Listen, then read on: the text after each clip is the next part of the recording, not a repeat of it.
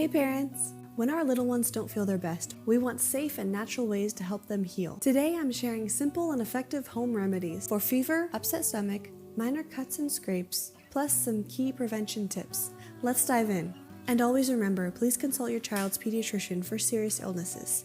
A mild fever is the body's way of fighting off infection. So sometimes all we need to do is support the body rather than suppress it. Instead of cold baths, which can cause shivering, use a lukewarm compress on the forehead and wrist to bring down body temperature naturally.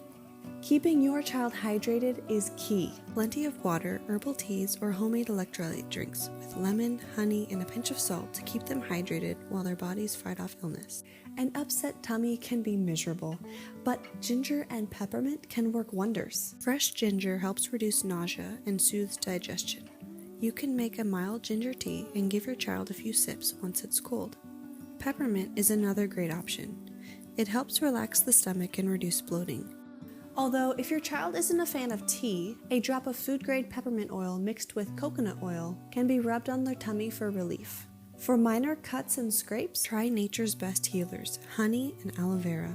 Raw honey is naturally antibacterial and helps wounds heal faster.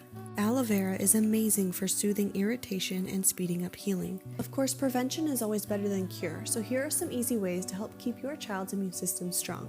Load up on plenty of vitamin-rich fruits and veggies like berries, citrus fruits, and leafy greens. Encourage frequent hand washing with non-toxic hand soap, especially before meals and after playtime. Plenty of sunshine and fresh air boost vitamin D levels, which are essential for immunity. Let us know in the comments if you've tried any of these or if you have your own go-to home remedies. And don't forget to like and subscribe and share with fellow parents. See you next time.